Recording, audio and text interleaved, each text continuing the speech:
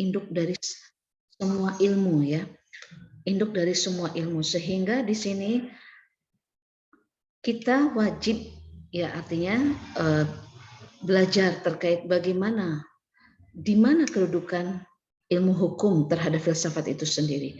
Nah, dari berbagai aspek, apakah dari aspek ontologi hukumnya, kemudian aksiologi, kemudian juga epistemologi. Ini adalah rangkaian-rangkaian dalam rangka untuk menjawab di manakah peran hukum itu sebetulnya.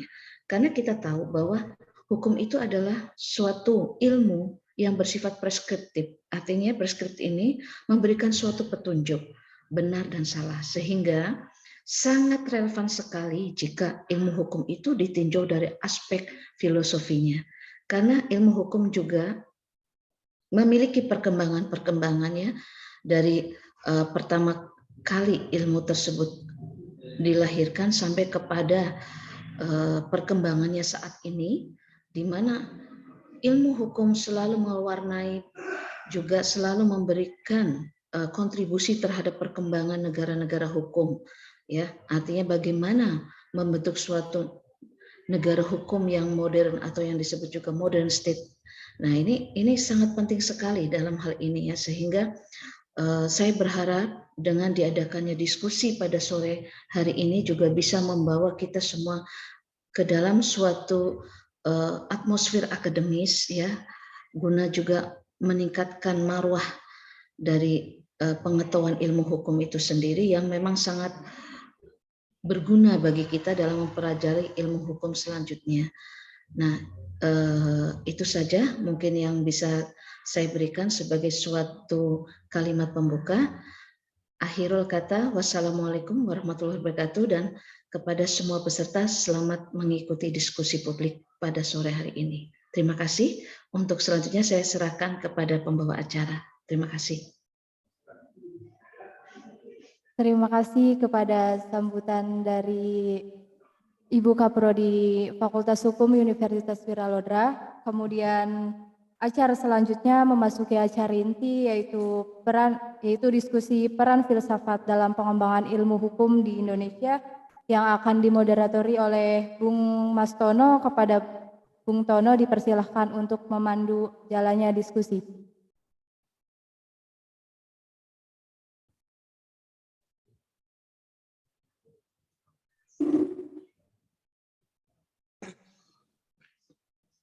Assalamualaikum warahmatullahi wabarakatuh. Kepada yang terhormat Dekan Fakultas Hukum, yang terhormat Kepala Prodi Fakultas Hukum, Ibu Dr. Sumartini, dan yang terhormat juga para tamu undangan yang telah berkenan hadir. Udah baru selesai saya ngasih diskusi publik peran filsafat dalam pengembangan ilmu hukum. Dan kalau diskusi publik beda sama diskusi privat ya. Terima kasih atas waktu yang sudah diperkenankan oleh Bapak Muhtasar untuk dapat berkenan hadir dalam diskusi kali ini. Sebelum kita mulai diskusi, saya ingin sedikit bercerita tentang latar belakang terbentuknya lingkar studi hukum konstituendum itu sendiri. Ini sebenarnya berangkat dari kegelisahan teman-teman ya di Universitas Wiralodra, terutama di Fakultas Hukum, meskipun ada beberapa anggota yang dari fakultas yang lain juga. Ini bermula dari kegelisahan kita melihat di Indramayu khususnya itu kekurangan sebuah lingkar-lingkar studi atau katakanlah forum-forum diskusi. Dan belum lagi di dalam berhubungan dengan keilmuan hukum sendiri memang masih sangat minim untuk memperluas jangkauan diskusi pada yang ada di Indramayu ini, sehingga kami kemudian mencoba merintis lingkar studi hukum konstituendum ini dengan berangkat dari kegelisahan itu. Dan di dalam perjalanannya kemudian kami melihat bahwa di dalam ilmu hukum itu nampaknya keseringannya atau kecenderungannya dianggap telah begitu saja selesai, artinya seolah-olah tidak ada persoalan-persoalan yang patut dipertanyakan di dalam ilmu hukum, yang ini juga berpengaruh kemudian kepada penggunaan sistem hukum di Indonesia itu sendiri. Nah, kecenderungan itu salah satunya yang paling mendominasi menurut kita adalah paradigma positivisme hukum, yang salah satu tokoh besarnya yang biasa seringkali dikutip dan diajarkan ajarannya sampai kemudian menjadi salah satu patokan dalam metodologi dalam hukum penelitiannya itu adalah Hans Kelsen, yang kemudian dari situ kita mencoba untuk mempertanyakan apakah paradigma hukum positivis itu sebenarnya baik-baik saja atau tidak ada masalah secara internal di dalam asumsi-asumsi keilmuannya. Nah, untuk menguji satu asumsi keilmuan, menurut kita kemudian diperlukan satu pembongkaran yang harus menggunakan operasi filsafat ilmu. Maka dari itu kemudian diskusi kali ini itu mencoba atau mengawali langkah-langkah untuk katakanlah mencoba untuk membongkar itu, yaitu dengan mendiskusikan peran filsafat di dalam ilmu hukum. Maksudnya kita diskusi ini akan bermula dari mencoba menguji asumsi-asumsi daripada ilmu hukum itu sendiri, kemudian baru berikutnya merekonstruksi apa yang bisa diperankan oleh filsafat di dalam pengembangan ilmu hukum. Nah, di sini tadi saya sudah sampaikan telah hadir Bapak Profesor Mukhtasar Samsudin, dan saya izin memperkenalkan beliau sedikit karena kata peribahasa tak kenal maka tak sayang, maka saya akan membacakan sedikit tentang riwayat hidup beliau. Profesor Mukhtasar Samsudin ini lahir di Lubuk, Sulawesi Selatan pada tanggal 2 Februari tahun 1968. Beliau menyelesaikan studi Strata 1 di ilmu filsafat Universitas Gadjah Mada dan lulus pada tahun 1992 dengan gelar Dr. Andes, kemudian melanjutkan ke Strata 2 ilmu filsafat juga di Universitas Gadjah Mada juga dan lulus pada tahun 2000 dengan gelar Magister Humaniora.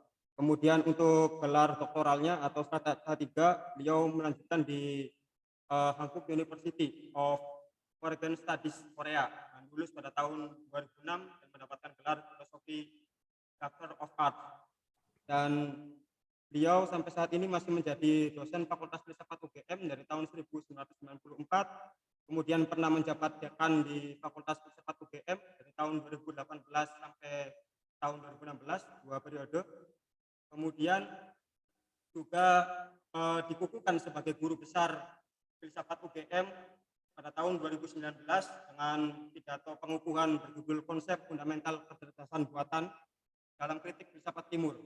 Dan kalau tidak salah saat ini masih menjabat sebagai Ketua Senat Fakultas Filsafat UGM. Barangkali itu saja yang bisa saya perkenalkan dari Profesor Mukhtasar. Ini mohon izin Pak Profesor, ini adalah diskusi ketiga. Sebenarnya saya menjadi moderator di diskusi dengan Bapak sebagai pembicara. Yang pertama, seingat saya itu tahun 2012, itu waktu itu di acara kaderisasi GMNI Filsafat, waktu itu temanya adalah posisi ideologi di era pasca modernisme. Kemudian yang kedua juga di kaderisasi GMNI Komisariat Filsafat UGM dengan tema konsep diri. Jadi ini sudah yang ketiga saya menjadi moderator dengan pembicara Bapak. Nah, untuk mempersingkat waktu, langsung saja kita mulai mendiskusikan atau mendengarkan pemaparan dari Profesor Mukhtasar Samsudin mengenai peran filsafat dalam pengembangan ilmu hukum. Kepada Profesor Mukhtasar Samsudin, kami persilakan.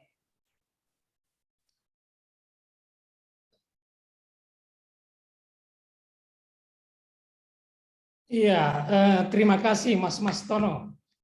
Assalamualaikum warahmatullahi wabarakatuh. Salam dan selamat sore untuk kita semua. Terima kasih atas kesempatan yang diberikan, terutama kepada Bapak dan Ibu pimpinan Fakultas Hukum Universitas Wira Lodra Indramayu. Ya, Wira Lodra. Saya mohon maaf kalau salah mengucapkan Ibu ya. Tapi saya senang sekali diberikan kesempatan pada hari ini untuk berdiskusi dengan Bapak Ibu dosen dan juga peserta dari mahasiswa, terutama dengan penyelenggara yang menyebut namanya sebagai Lingkar Studi Hukum Konstituendum. Nah, materi sudah saya sampaikan kepada Mas Moderator. Tolong kalau bisa di-share dari tempatnya Mas Moderator ya. Sebentar, Pak.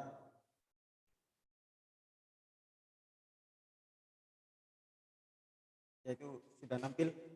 Ya, sudah tampil. Baik, kita lihat judul yang diberikan kepada saya, peran filsafat dalam pengembangan ilmu hukum di Indonesia. Saya ingin coba menjelaskan apa yang menjadi inti dari judul ini yang akan saya sampaikan dalam kesempatan ini, bahwa peran filsafat di dalam judul itu perlu saya garis bawahi, bahwa filsafat kita harus memahami dalam konteks ini adalah juga sebagai ilmu pengetahuan. Kenapa ini penting? Karena istilah yang senada dengan filsafat itu kita ketahui dalam bentuk yang bermacam-macam. Contoh falsafah. Istilah falsafah, kemudian juga kadang-kadang orang menyebut filosofi. Lalu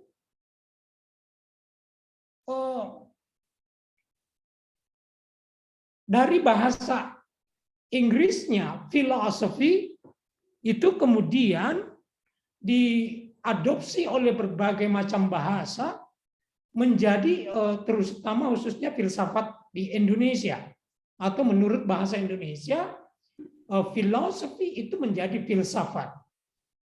Nah, tetapi seperti tadi sudah saya sebutkan, ada istilah lain yang seringkali juga diperkenalkan atau digunakan sebagai diksi di dalam menjelaskan sebuah ilmu yang berkepentingan untuk memahami hakikat. Falsafah, khususnya di dalam bahasa Arab juga ada tasawuf. Ya, semua itu saya kira adalah perubahan bentuk dari istilah filsafat yang konsekuensinya juga merumuskan pengertian yang berbeda-beda. Saya ingin mengatakan demikian, bahwa dalam judul ini peran filsafat yang saya maksudkan, filsafat di sini adalah way of thinking, ya, cara berpikir, metode berpikir, mode of thinking. Sekali lagi, way of thinking, bukan way of life. Oke. Sekarang kita dengar istilah way of life dan way of thinking. Filsafat bisa berarti kedua-duanya. Sekali lagi, way of thinking and way of life. Tetapi dalam kesempatan ini, yang saya maksudkan filsafat di dalam judul ini adalah way of thinking, bukan way of life. Way of life itu ada pada istilah falsafah. Ya. Kadang-kadang orang menggunakan dalam hubungannya dengan hukum, falsafah hukum. Falsafah hukum, tapi juga seringkali filsafat hukum. Kalau falsafah hukum itu berarti way of life, nilai-nilai yang ada di dalam hukum yang dijadikan sebagai pedoman kehidupan.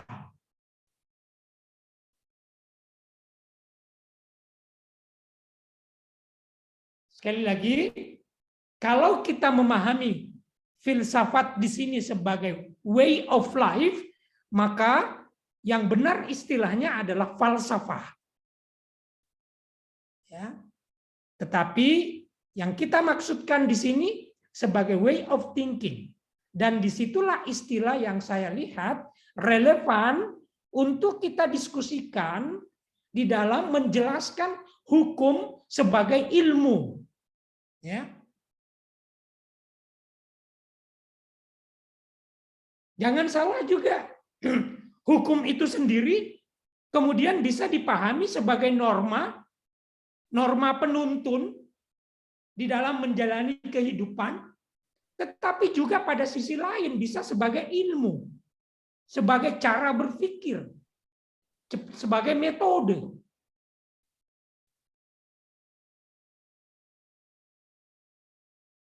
Nah, dalam kesempatan ini kita tidak melihat hukum, memahami hukum sebagai norma yang jadi panduan yang menuntun kita di dalam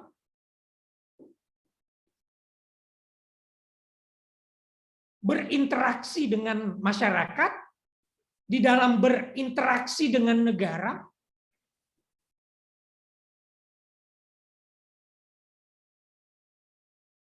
Ya, jadi filsafat sebagai way of thinking inilah yang memungkinkan kita membicarakan bagaimana mengembangkan hukum sebagai ilmu. Tadi Ibu yang mewakili Bapak Dekan itu sudah memperkenalkan satu istilah tentang hukum, preskriptif. Hukum itu isinya keharusan. Bukan menggambarkan atau deskriptif. Nah, kalau begitu kita tinggal tambahkan di depan. Hukum adalah ilmu yang preskriptif, bukan ilmu yang deskriptif. Ilmu yang berisi tentang keharusan. Kalau preskriptif. Nanti ada istilah lain lagi. Das Sollen. Meskipun pada kenyataannya, hukum juga mengandung das Sein.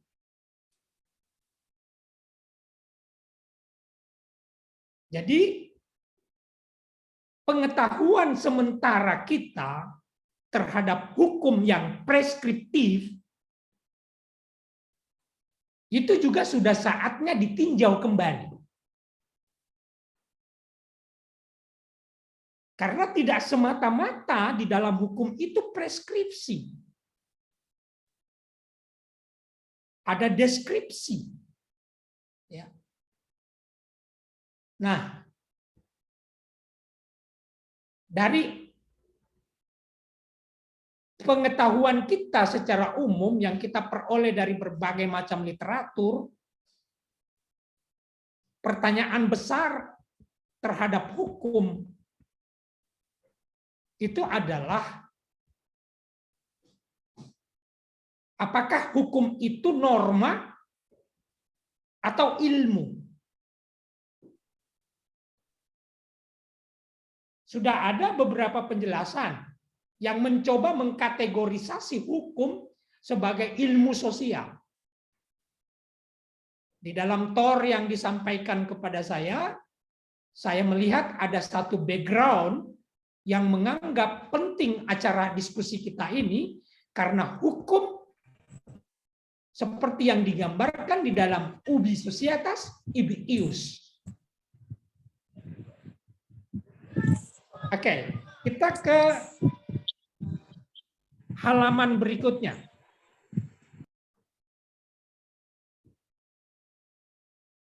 Terlalu banyak latar belakang yang bisa kita angkat. Mengapa tema ini penting untuk kita diskusikan?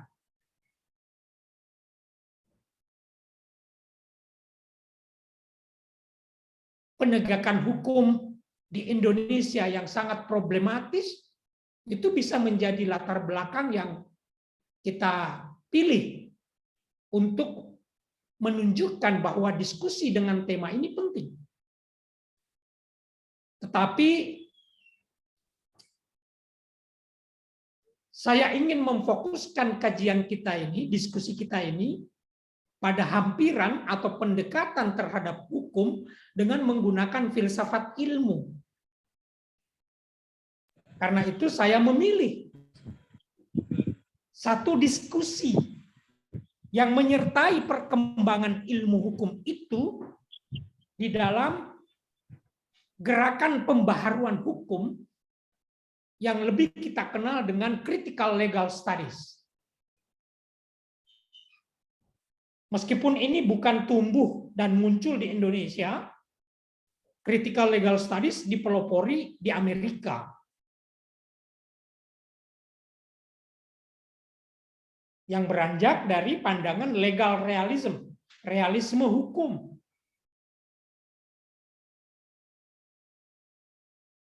Critical legal studies berusaha mencoba meninjau kembali norma-norma atau standar-standar dalam teori hukum. Keharusan-keharusan tadi, yang preskriptif tadi.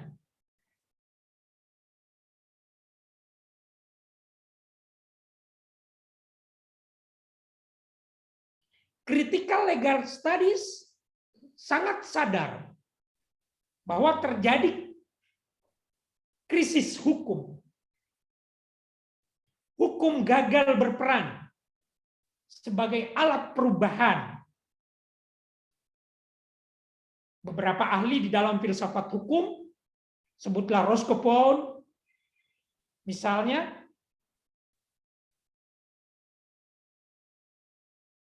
law as a tool of social engineering.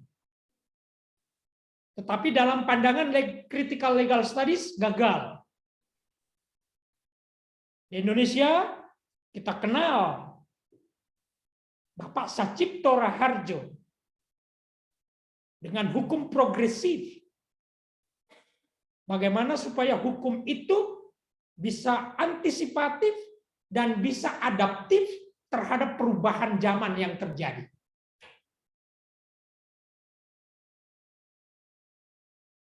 Maksud saya, dari critical legal studies ini kita sudah dapat membuktikan bahwa hukum dalam hal ini sebagai ilmu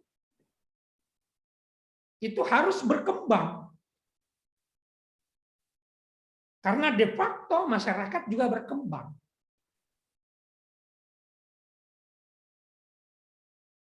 Bukan berarti hukum sebagai ilmu itu hanya penting bagi mahasiswa, bagi mereka yang belajar hukum. Tetapi masyarakat juga terlibat di dalam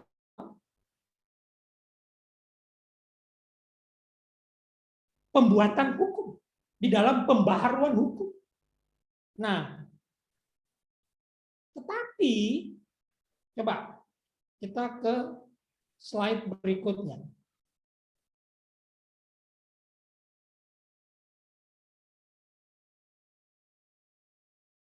Tolong.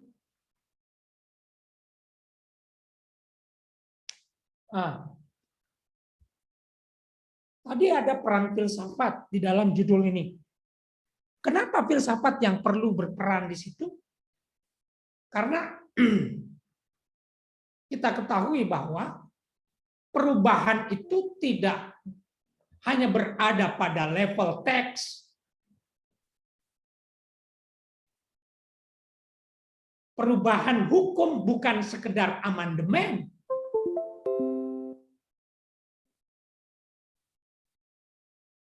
Perubahan hukum adalah juga perubahan komprehensif. Kalau mau adaptif, mau responsif, mau merekayasa masyarakat, itu harus dilakukan secara total.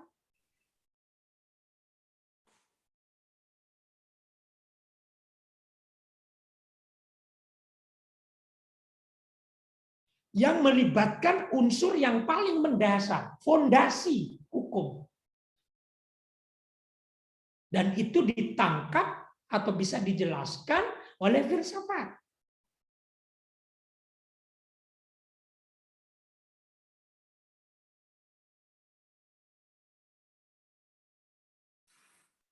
Nah, tadi juga sudah disinggung positivisme, tapi nanti kita lihat. Positivisme berpengaruh terhadap perkembangan hukum itu dalam hal bagaimana? Hubungannya dengan ilmu dan positivisme hukum ini bagaimana?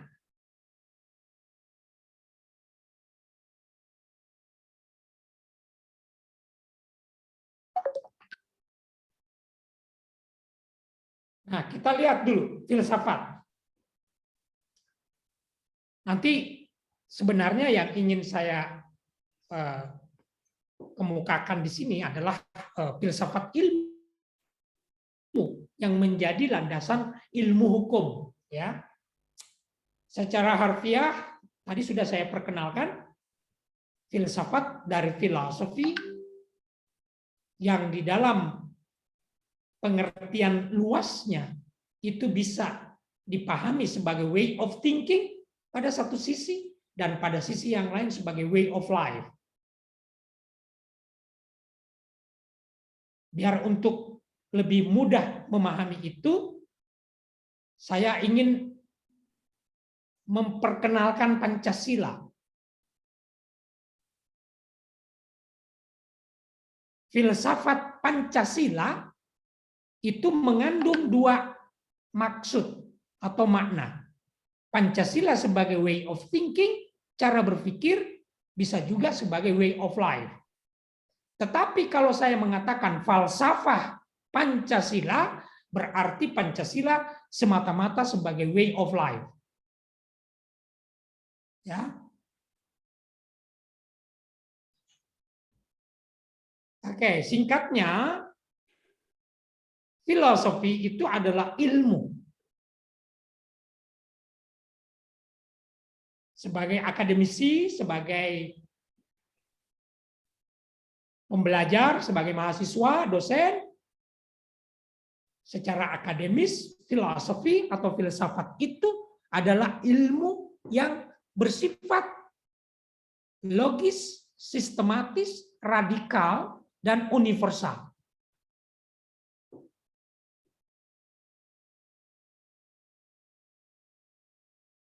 Ini juga bisa kita kenakan kepada hukum. Saya ingin membuktikan bahwa filsafat itu adalah ilmu. Saya ingin menunjukkan bahwa hukum itu adalah ilmu. Pertama,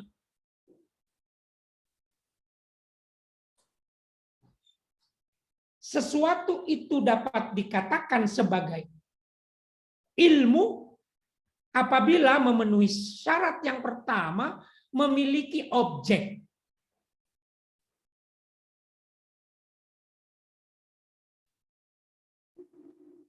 Objek terbagi dua.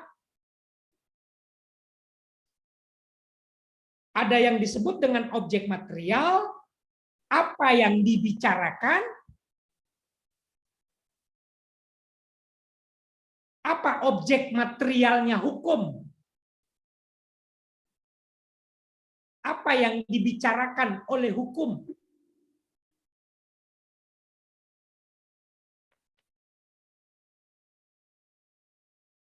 Kemudian ada juga objek formal.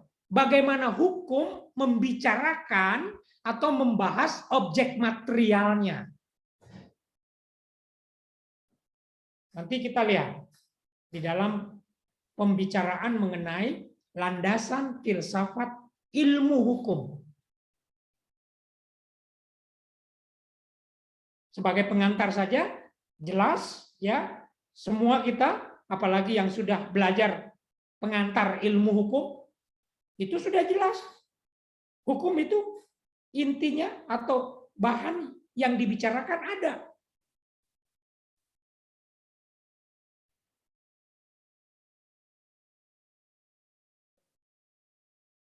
Bagaimana membicarakannya? Objek formalnya juga ada. Salah satu di antaranya, objek formal hukum adalah positivisme. Cara memahami hukum secara positivistik berarti bersifat materialis, empiris, kebenarannya koresponden.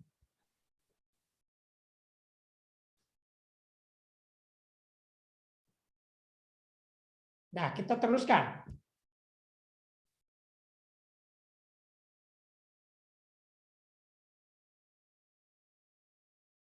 Tolong slide berikutnya.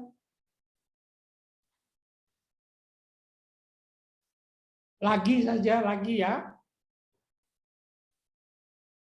Ya,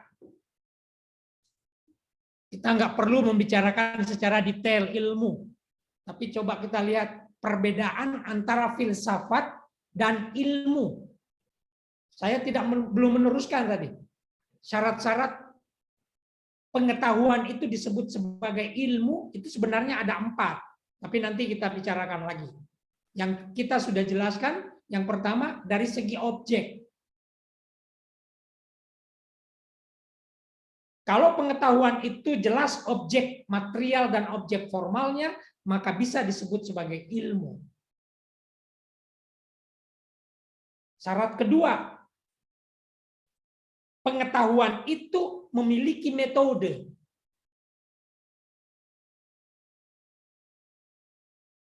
Hukum ada metodenya. Syarat metode terpenuhi.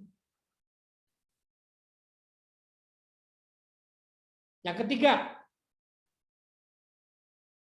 filsafat dan hukum bisa disebut ilmu karena memenuhi syarat yang ketiga. Syarat ketiga apa? Bersifat sistematis. Kita cepat saja. Syarat keempat, filsafat dan hukum bisa disebut sebagai ilmu karena kebenarannya bersifat universal. Sama, filsafat dan ilmu atau hukum sama sebagai ilmu. Ada objek, ada metode, bersifat sistematis, kebenaran bersifat universal. Nah, sekarang yang tampil di depan kita sekarang adalah perbedaan antara filsafat dan ilmu, termasuk hukum.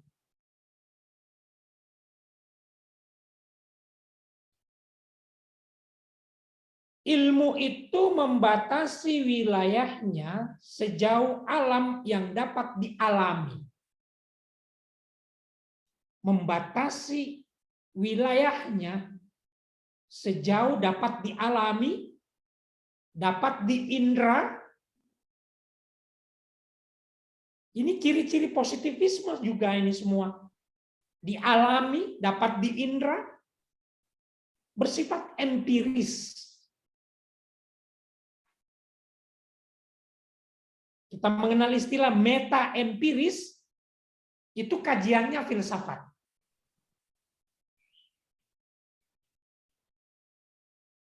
Jadi ilmu termasuk hukum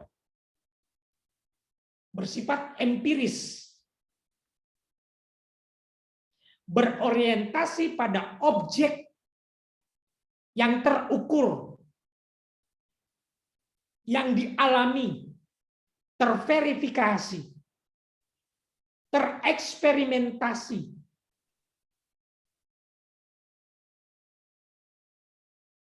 Itu ilmu. Sedangkan filsafat, oh ya, ilmu menghadapi soal dengan pertanyaan bagaimana dan mengapa, apa sebabnya.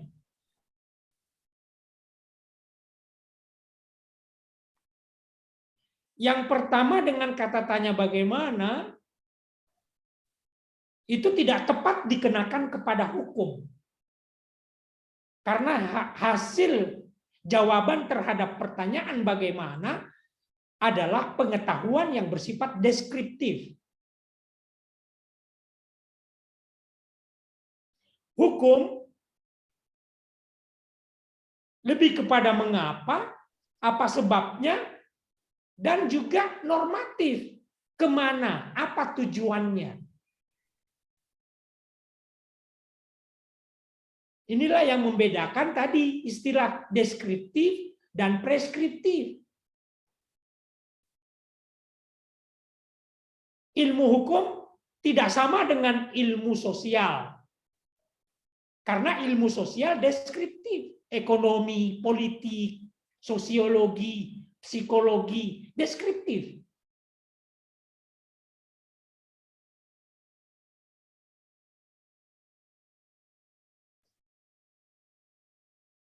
ilmu hukum juga tidak bisa dikategorikan sebagai ilmu humaniora.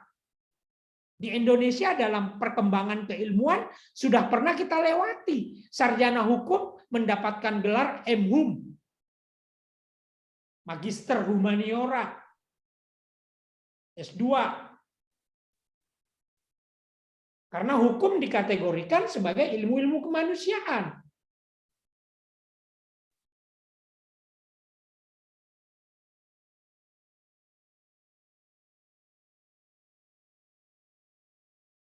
Saya ingin meminjam istilah lain. Karena hukum tidak dapat dikategorikan, tidak tepat dikategorikan ilmu sosial karena bersifat deskriptif. Begitu juga dengan ilmu kemanusiaan atau humaniora karena deskriptif. Maka ilmu hukum itu sifatnya general, sui generis, umum.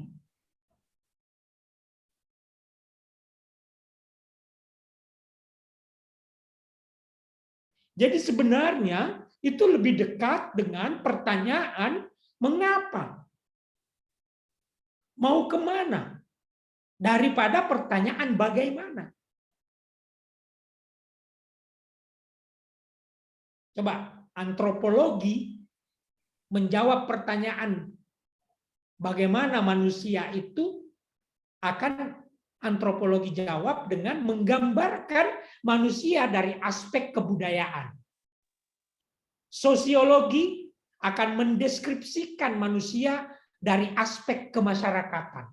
Psikologi akan mendeskripsikan manusia dari aspek kejiwaan.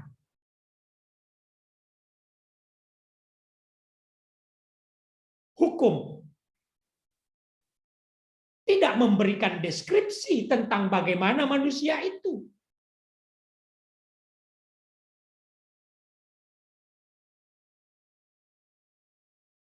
Tapi melihat kecenderungan-kecenderungan yang ada di dalam diri manusia. Sehingga dipertanyakan, mengapa dia cenderung begitu?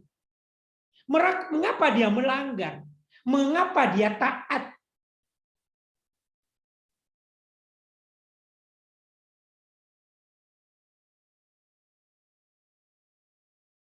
Maka lebih mengarah kepada suatu pengetahuan yang bersifat lebih umum.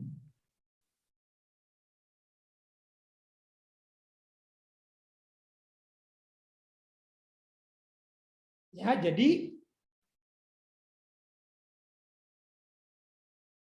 begitu dekat dengan filsafat. Hukum itu dekat dengan filsafat. Makanya lahir sebuah, katakanlah itu cabang khusus filsafat yang disebut dengan filsafat hukum. Cuma hukum tidak mempertanyakan atau tidak menggunakan kata tanya apa. What?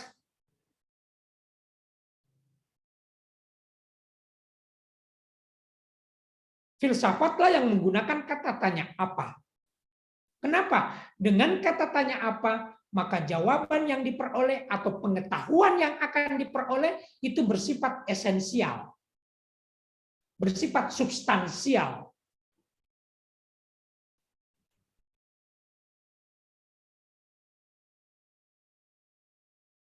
Ilmu hukum tidak sampai ke sana.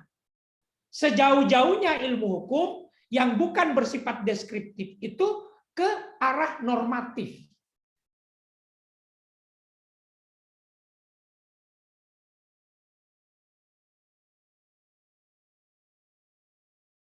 Nah, itu tentang syarat pengetahuan bisa disebut sebagai ilmu. Sehingga jelas bahwa pada satu sisi filsafat bisa disebut ilmu karena memenuhi 4 syarat. Tetapi filsafat dan hukum itu tidak semata-mata memiliki 4 syarat itu sama dengan ilmu-ilmu yang lain. Ya. Nah, karena itu coba kita teruskan lagi pertanyaannya. Slide-nya. Ya, ini tentang ilmu. Lagi terus. Baik, sekarang filsafat ilmu. Pencet konek kedenger kabeh.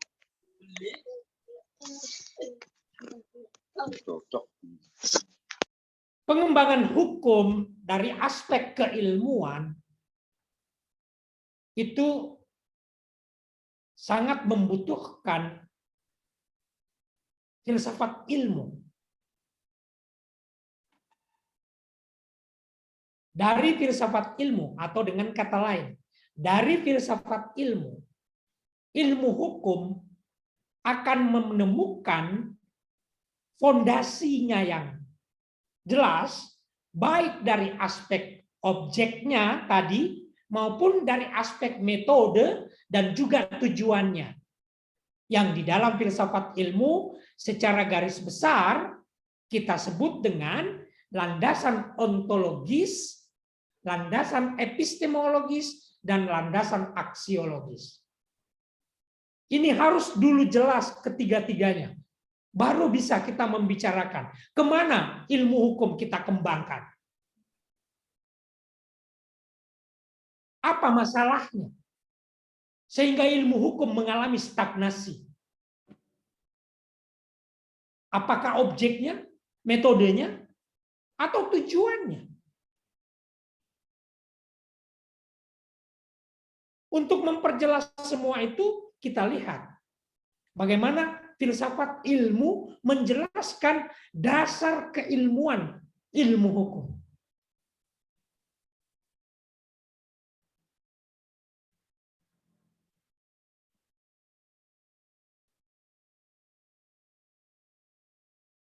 Apa itu filsafat ilmu? Salah satu cabang filsafat yang membahas hakikat, struktur, cara kerja, perkembangan, dan implementasi pengetahuan ilmiah.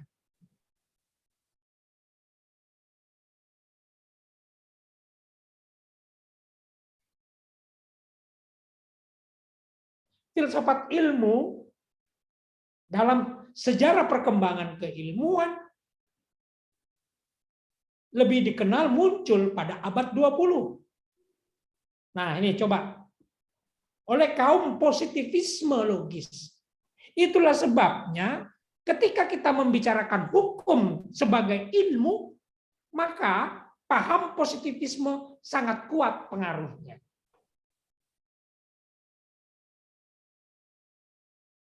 Menurut kaum positivisme,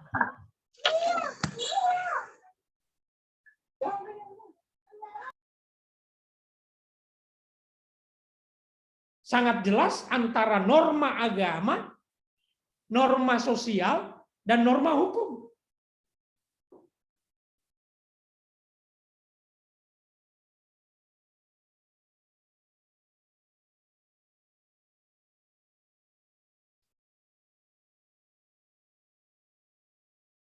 Maka karena pengaruh positivisme, maka hukum sebagai ilmu juga bersifat observable.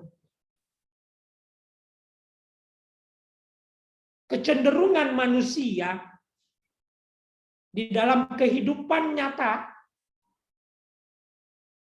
itu bisa diukur, bisa diobservasi. Coba di dalam pembuktian, hukum pembuktian, fakta adalah yang konkret, nyata, terukur, observable, verifikatif.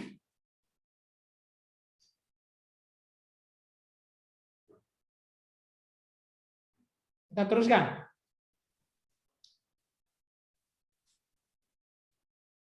Pada slide berikutnya, tolong.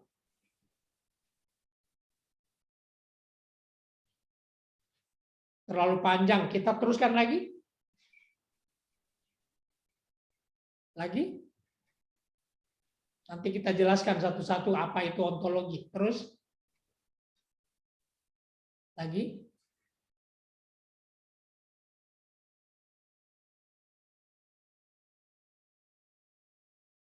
Terus.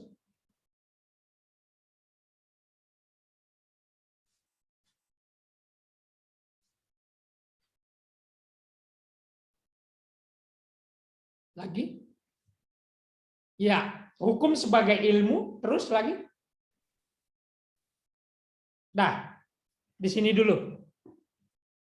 Tadi pengantar sudah kita ucapkan. Hukum adalah ilmu dan memenuhi 4 syarat. Sebelum kita ke sana, saya ingin menjelaskan teori pengetahuan yang di dalam epistemologi dijelaskan bahwa ada tingkat-tingkat pengetahuan manusia. Ya. Nanti kita lihat hukum sebagai ilmu berada pada level pengetahuan yang mana nih? Pada level pertama atau katakanlah pengetahuan yang paling rendah adalah pengetahuan yang diperoleh manusia berdasarkan pada common sense. Pendapat umum, fenomena umum.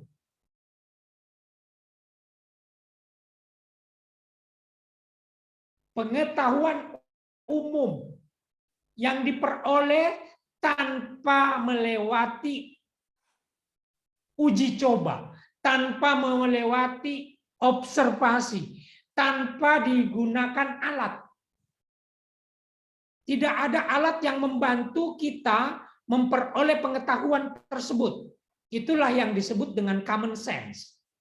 Dan levelnya adalah level pengetahuan paling rendah.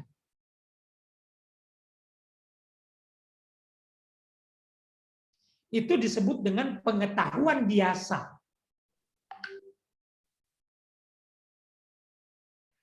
Pada level kedua, kita akan beranjak kepada pengetahuan ilmiah. Nah, coba. Scientific knowledge. Disinilah ilmu hukum itu berada. Pada level pengetahuan yang kedua. Sebagai scientific knowledge. Kalau kita mau menggunakan positivisme. Hukum adalah ilmu yang bersifat empirik. Faktual.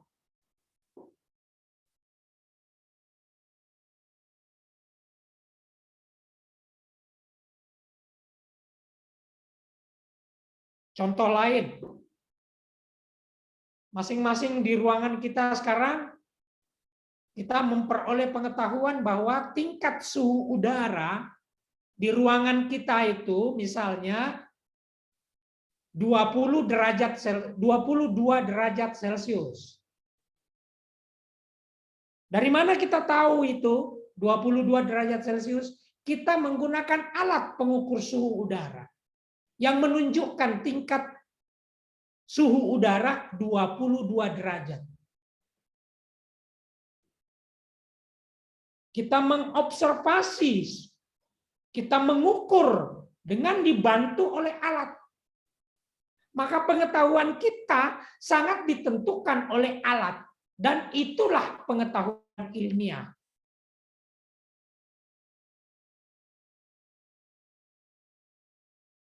Kita meninggalkan tanda tanya dulu. Seperti tadi kita perkenalkan bahwa hukum itu preskriptif. Apakah hukum bisa dimasukkan sebagai scientific knowledge, sebagai pengetahuan ilmiah pada level yang kedua ini? Pada level ketiga, bukan lagi disebut pengetahuan ilmiah atau ilmu, tetapi filsafat. Tadi pada level kedua, saya bisa mengatakan filsafat itu adalah ilmu, sama dengan hukum, sama dengan antropologi, sama dengan ilmu-ilmu fisika, sebagai scientific knowledge, karena terverifikasi, observable, eksperimental. Dalam hal ini, filsafat sebagai way of thinking. Tetapi, filsafat lebih dari ilmu. Tingkat filsafat di atas pengetahuan ilmiah. Kenapa? Karena filsafat memiliki kekhasan di dalam dirinya dengan sifatnya yang reflektif.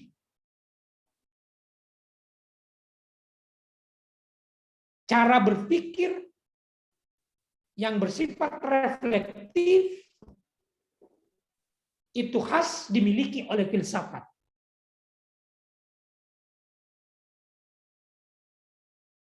Nah, kita teruskan lagi pada level pengetahuan yang paling tinggi, itu kita ketemu dengan ilmu agama. Agama. 1, 2, dan 3, pengetahuan biasa, pengetahuan saintifik, pengetahuan filosofis, itu sifatnya level keempat, kebenarannya bersifat absolut. Hukum tidak mengandung kebenaran absolut karena bukan agama.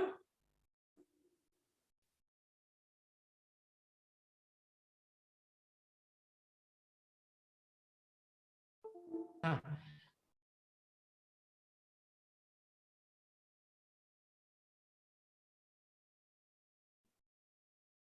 menegaskan ilmu hukum adalah ilmu, pengetahuan ilmiah. Dan termasuk ke dalam ilmu praktis.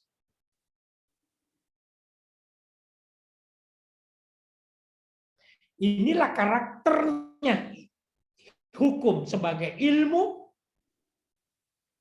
Ada objeknya tadi. Ada metodenya. Sifatnya sistematis. Kebenaran yang dikandungnya bersifat universal. Kebenaran ilmiah.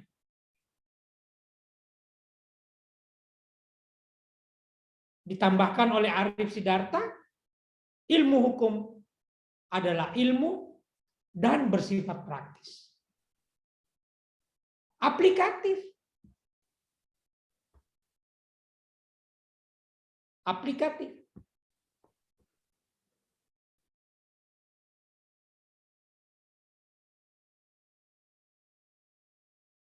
Kita teruskan.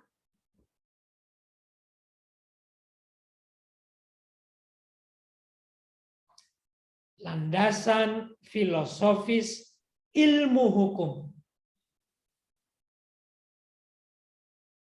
Yang pertama, ontologi.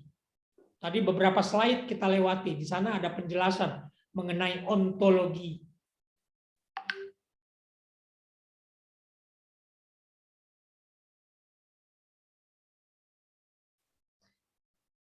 Dari kata atau dari bahasa Yunani, ontis dan logos. Ada dan teori. Logos, teori atau ilmu.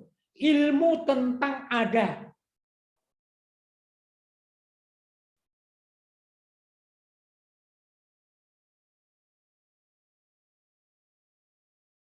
Yang dimaksudkan dengan ada apa? Objeknya.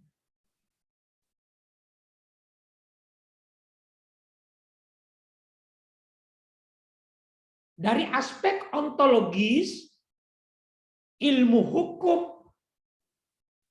memiliki atau ada objeknya.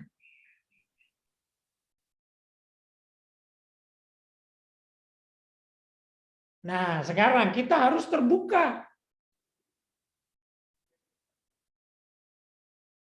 Dari segi objek, selama ini yang dominan memengaruhi pengetahuan kita di dalam memahami hukum adalah positivisme. Objeknya bersifat terukur, empirik, teralami.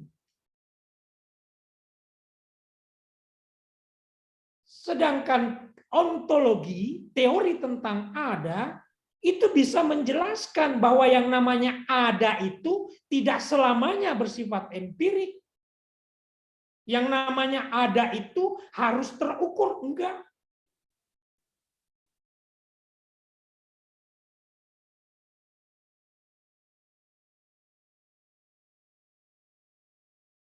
Kaum positivisme, kaum materialisme,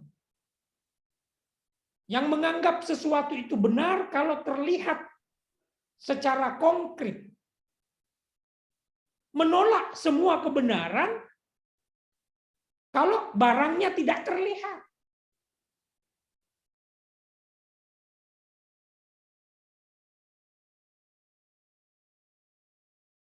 Kalau barangnya tidak dapat dicerna, kalau positivisme logis, ada yang nyata dan masuk akal.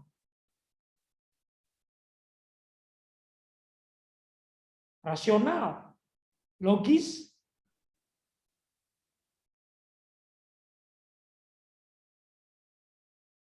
Tuhan ditolak oleh positivisme. Karena mereka mengharuskan, meniscayakan objek itu terlihat konkret. Meskipun masuk akal. Tuhan itu rasional. Dapat dipahami, dimengerti adanya oleh manusia. Tetapi tidak terlihat. Oleh positivisme tidak diterima sebagai kebenaran.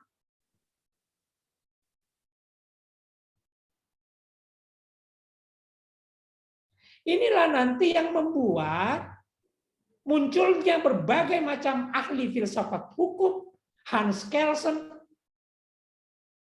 Austin, Nauyaski,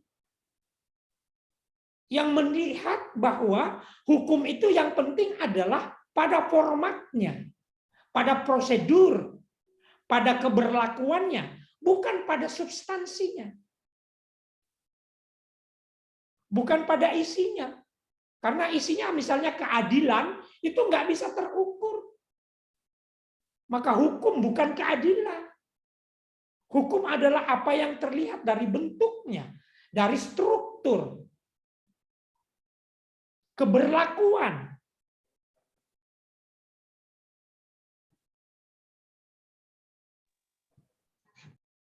Nah, karena itu, dari aspek ontologis, positivisme ini harus dikritik.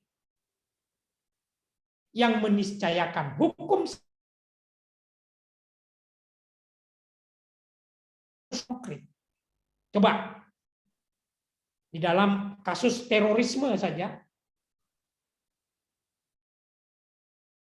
atau radikalisme yang melawan Undang-Undang Nomor 15 Tahun 2018 tentang anti terorisme. Yang akan ditangkap sebagai teroris bukan saja dia yang melakukan penembakan, pengerusakan, atau menyokong, mendukung pendanaan terorisme, tetapi mereka juga yang melakukan brainwashing.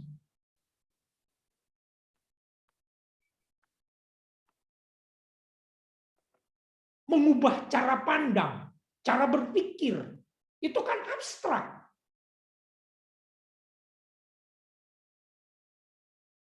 Kalau hukum tetap dipengaruhi kuat oleh positivisme, maka yang berbentuk demikian abstrak tidak akan diperhatikan oleh hukum.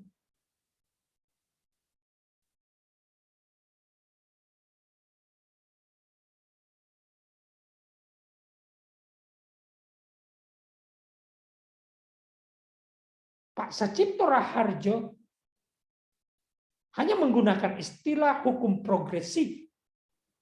Artinya, di balik progresivisme itu semua realitas masyarakat, baik yang bersifat terukur, terlihat dengan jelas, konkret, maupun berupa motivasi, ide, gagasan, itu harus dilibatkan di dalam pembaharuan hukum. Hukum yang maju. Pikiran masyarakat juga maju.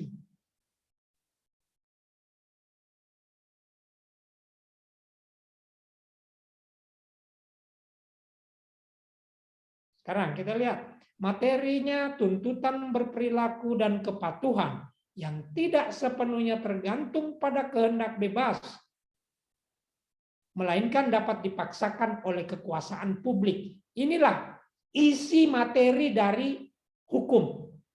Ilmu hukum membicarakan tuntutan berperilaku dan kepatuhan. Itu objek material hukum. Formalnya apa? Sekarang tidak lagi tradisional.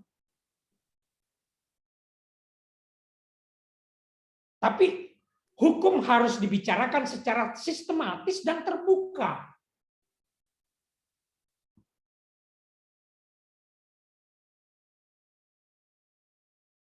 Bagaimana itu? Hukum tidak lagi semata-mata dilihat secara normatif.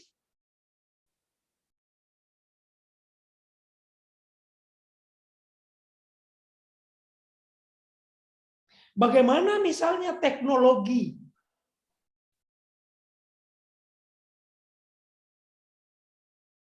Ini juga dijadikan sebagai perspektif oleh hukum di dalam mengembangkan dirinya sebagai ilmu. Bagaimana itu perspektif teknologi terhadap hukum? Ini tidak bisa dipungkiri sekarang. Cara pandang teknologis terhadap hukum sudah saatnya diterapkan sekarang ini. Coba, kejahatan itu sudah masuk ke dalam ruang-ruang digital. Cybercrime.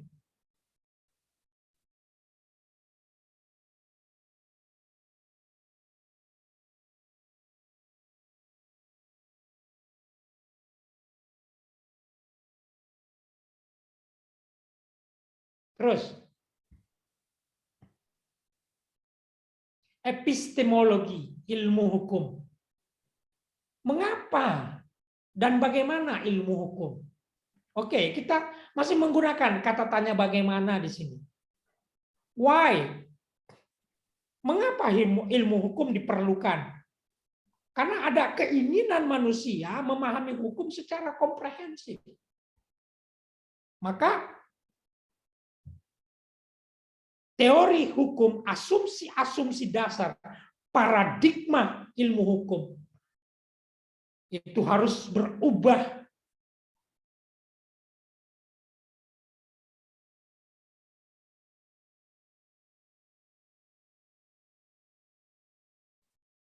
Nanti kita ngomongin Pancasila. Karena di Indonesia dasar dan orientasi pengembangan ilmu itu didasarkan pada Pancasila.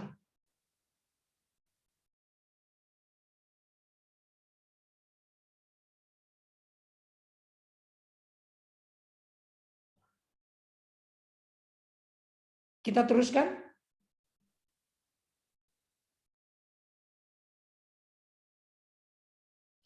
Kembali dulu, kembali ke epistemologi. Dengan pertanyaan mengapa dan bagaimana di sini juga akan jelas dari mana sumber pengetahuan hukum, metode, jenis kebenaran, ya. Kebenaran di dalam pengkajian pemikiran hukum, kebenaran-kebenaran yang ada di dalam ilmu hukum itu. Kalau epistemologi menjelaskan kebenaran berbagai macam. Ada macam-macam kebenaran, kebenaran koherensi, kebenaran korespondensi, kebenaran pragmatis, kebenaran linguistik.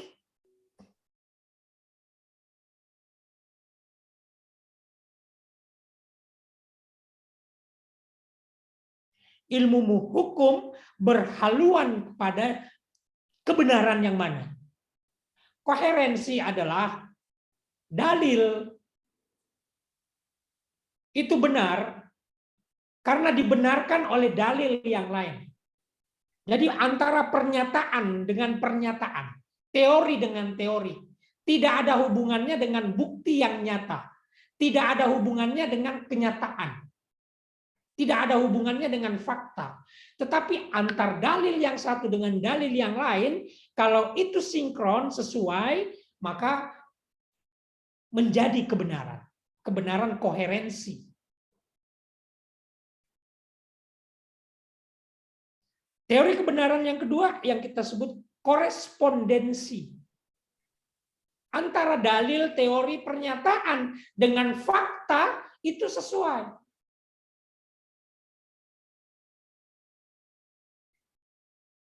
Jenis kebenaran yang dianut oleh hukum mungkin pada jenis kedua ini. Kesesuaian antara fakta dengan dalil, dengan pasal-pasal, dengan hukum.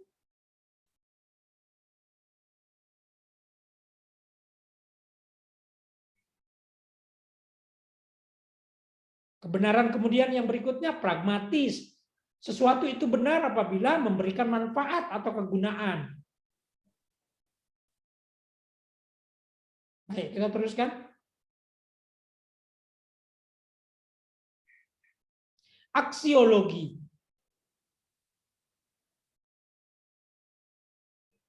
Jadi tadi dasar ontologi tentang objeknya ilmu hukum harus jelas objek materialnya, objek formalnya, kemudian epistemologinya ilmu hukum harus jelas teori pengetahuannya, sumber pengetahuannya, kebenaran atau metode yang diterapkan, digunakan oleh ilmu hukum itu harus jelas. Di dalam filsafat hukum kita mengenal satu metode hermeneutika. Tafsir hukum. Artinya ilmu hukum ada atau mempunyai metode. Nah, sekarang kalau aksiologi kita berada pada satu persoalan yang mempertanyakan atau mencoba mendekati hukum untuk mengetahui apakah hukum itu bebas nilai atau terikat pada nilai.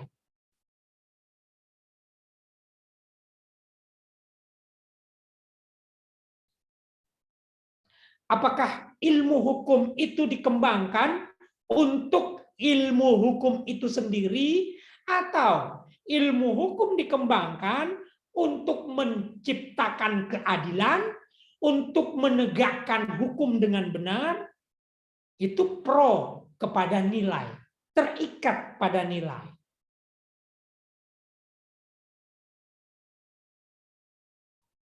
Gustav Radbruch, 3 prinsip yang melekat di dalam hukum ada prinsip kepastian, prinsip keadilan, prinsip kemanfaatan.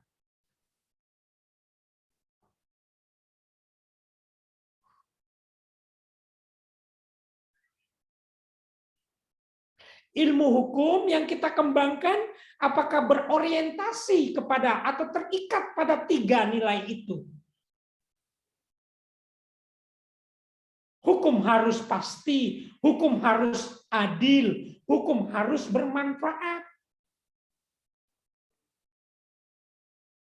Atau bebas nilai.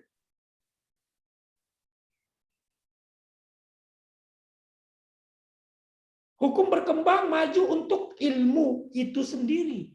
For its own sake. Untuk dirinya sendiri.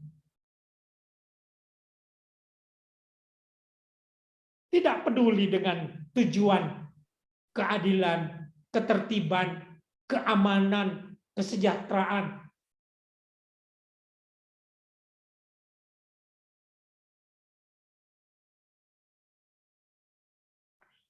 Pada saat kita berbicara tentang tujuan, manfaat, hasil yang ingin diperoleh,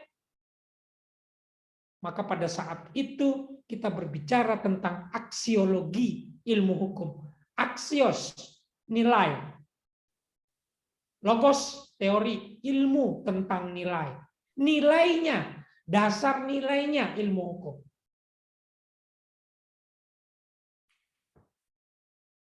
Kita teruskan.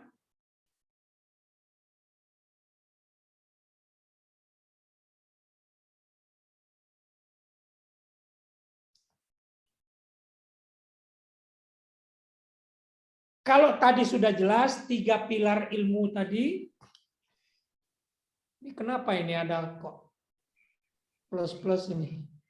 Ini nggak ada maksudnya ya.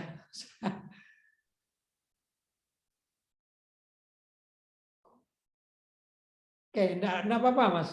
Kembali ke yang tadi. Ini enggak ada maksudnya. Maksud saya cuma ini aja. Yang benar itu adalah narasi yang ada di sini. Simbol-simbol ini nggak tahu itu kok kapan ada di situ ya. Oke, sekarang peran filsafat dalam pengembangan ilmu hukum. Yang pertama, melalui filsafat ilmu yang tadi sudah menjelaskan ontologi, epistemologi, dan aksiologinya ilmu hukum.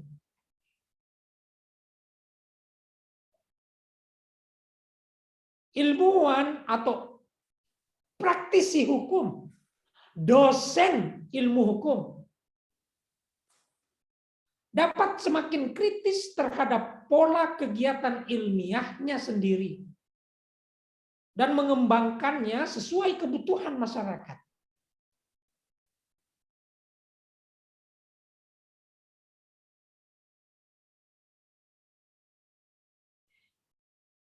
Ini peran filsafat melalui filsafat ilmu yang sudah memperjelas ontologisnya, epistemologisnya, dan aksiologisnya.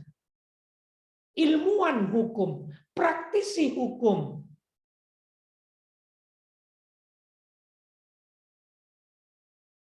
mendekati persoalan hukum, mengembangkan ilmu hukum dengan sikap yang kritis.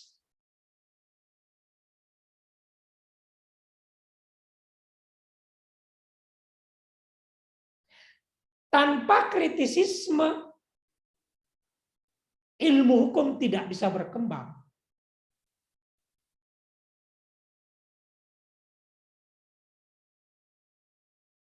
Karena tadi salah satu ciri-ciri filsafat bahkan utama adalah berpikir kritis.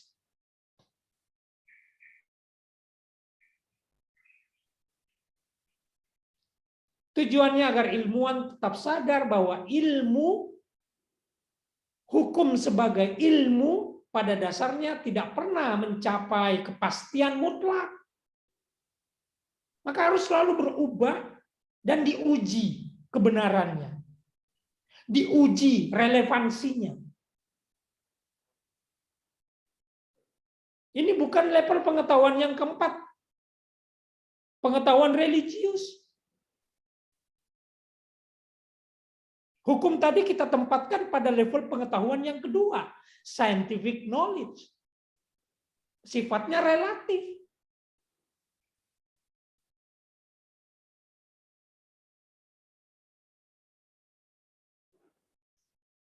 Para ilmuwan bisa menjadi rendah hati, sadar betul akan batas-batas ilmunya. Ilmuwan hukum menjadi rendah hati karena sadar keterbatasan ilmu hukum. Coba sekarang, persoalan kesehatan juga terkait dengan hukum. Ada hukum kesehatan. Tapi ilmuwan hukum, praktisi hukum tidak bisa menyelesaikan masalah hukum yang terkait dengan kesehatan. Butuh dokter, kerjasama dengan dokter.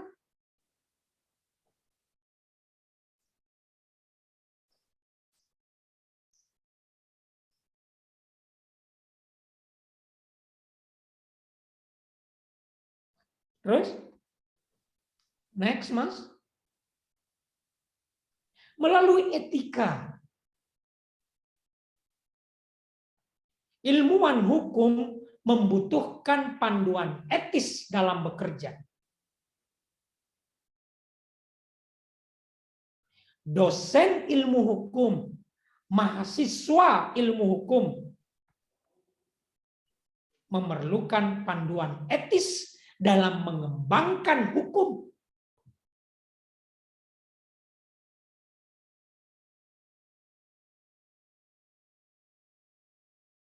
Karena hukum tidak ada lain juga adalah ilmu pengetahuan yang menakar kebaikan dan kejahatan.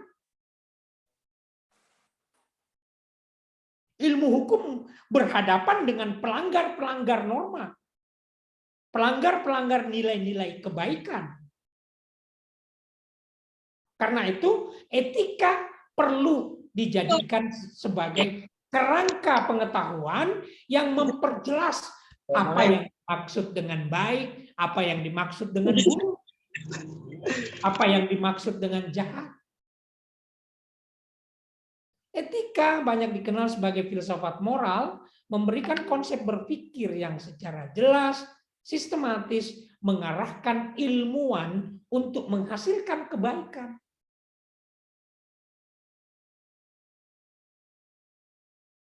Adil itu baik. Dan karena itu etis.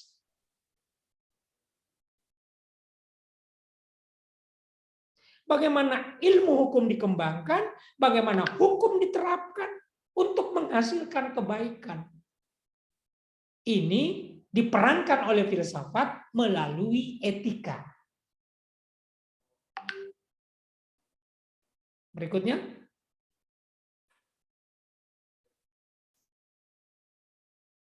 Melalui fungsi kritik filsafat. Fungsi kritik filsafat itu bersifat konstruktif.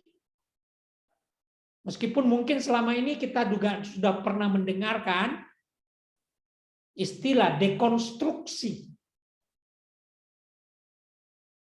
Cara berpikir atau aliran pemikiran yang melakukan pembongkaran. Pembongkaran apa? Segala sesuatu yang mapan, diterima sebagai kebenaran.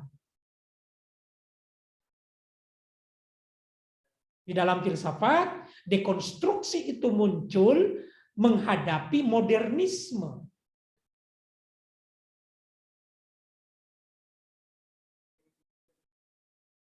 Dalam hal ini, sikap kritis ilmuwan hukum, praktisi hukum, mahasiswa hukum itu konstruktif dengan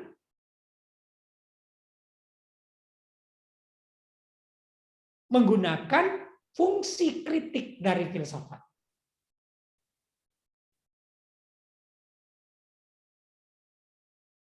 Jadi salah, tidak benar kalau dikatakan filsafat itu sama dengan ngeyel-ngeyelan, tidak produktif.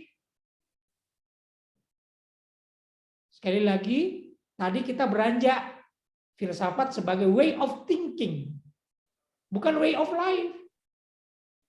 Sebagai way of thinking, jelas-jelas sekali berbeda dengan apa yang dilakukan oleh, mohon maaf, paranormal.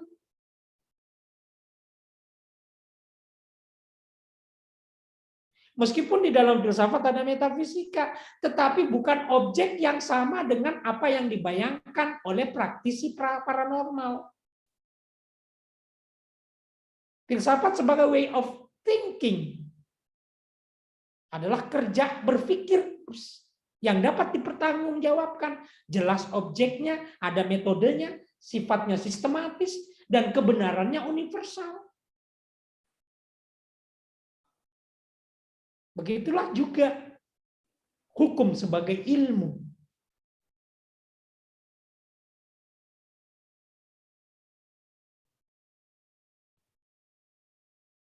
Hukum dibuat, diciptakan, disepakati, kan juga untuk mengantisipasi masa depan.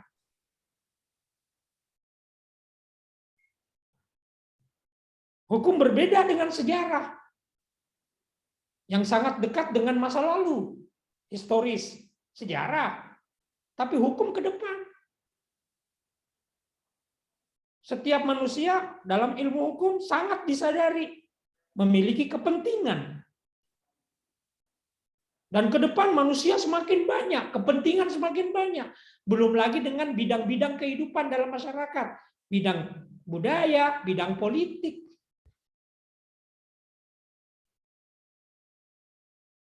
Maka perumusan pembuatan hukum itu harus mempunyai unsur prediktif. Dan unsur prediktif ini tidak bisa dibangun kalau fungsi kritik filsafat tidak dijalankan yang bersifat konstruktif.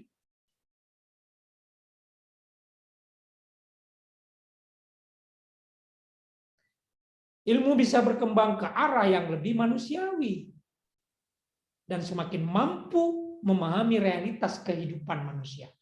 Berikutnya,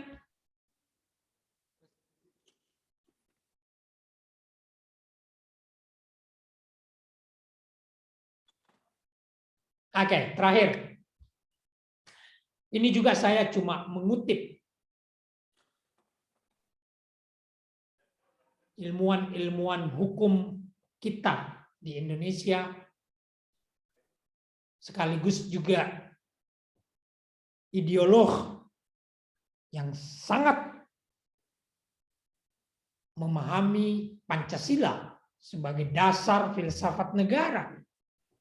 Dan di dalam dunia hukum tidak ada lain, Pancasila adalah sumber dari segala sumber hukum.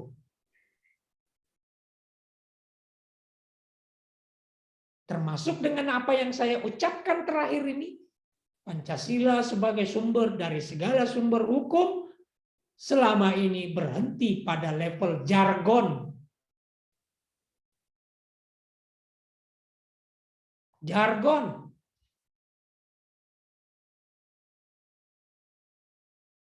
Coba kita lihat dalam kenyataannya. Nggak usah jauh-jauh. Peraturan perundang-undangan yang terkait dengan pendidikan tinggi, khususnya mata kuliah Pancasila, pendidikan kewarganegaraan, bahasa Indonesia, agama.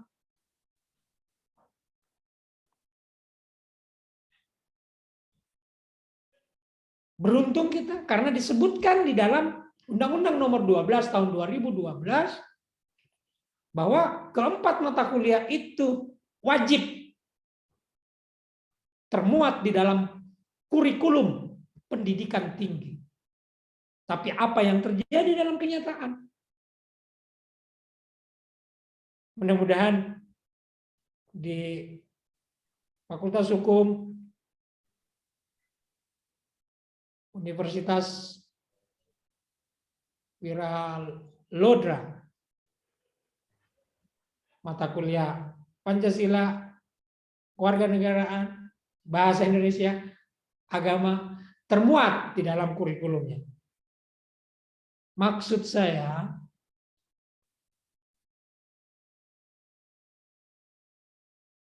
apa yang tertuliskan di dalam hukum yang berlaku, di dalam hukum positif,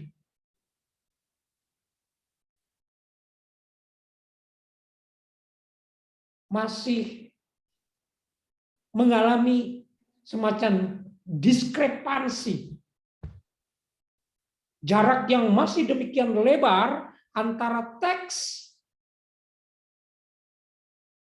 dengan kenyataannya.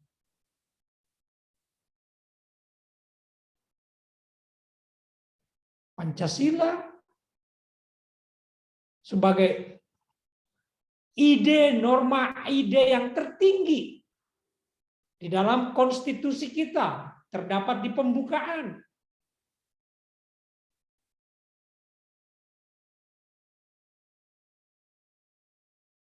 Yang kemudian diterjemahkan, diderivasi, dijabarkan ke dalam pasal-pasal undang-undang batang tubuh. Isi konstitusi kita itu. Dari pasal 1 sampai dengan ke-37. Dan begitu juga dengan perundang-undangan yang lain.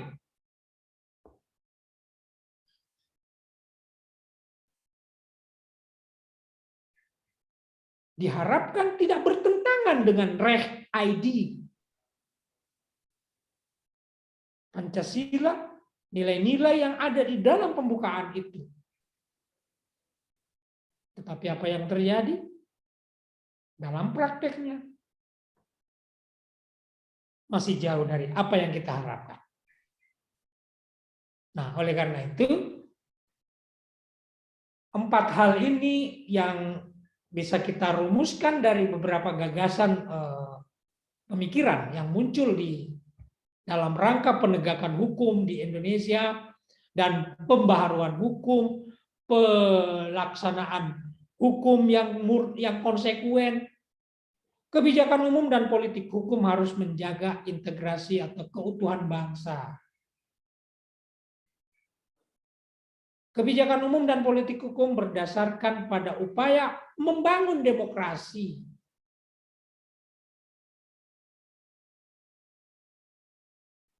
Kebijakan umum dan politik hukum didasarkan pada membangun keadilan sosial. Dan yang terakhir, didasarkan pada prinsip toleransi beragama yang berkeadaban. Itulah wajah sekaligus harapan ilmu hukum dikembangkan dalam konteks Indonesia yang tidak jauh dari nilai-nilai dasar yang dirumuskan oleh para founding fathers kita di dalam Pancasila sebagai dasar filsafat negara. Nah, itu upaya kita semua, saya kira. Dan yang jelas, Pancasila berbeda dengan ideologi bangsa yang lain, sebutlah liberalisme atau komunisme, yang secara teoritik sosialisme komunisme bisa kita katakan mengidap utopia. Karena di dalamnya ada kontradiksi. Tetapi Pancasila sebagai sumber dari segala sumber hukum ada tujuannya yang ingin dicapai. Yang jelas dituliskan di dalam pembukaan. Bukan utopia. Mungkin masih dalam proses menuju ke sana.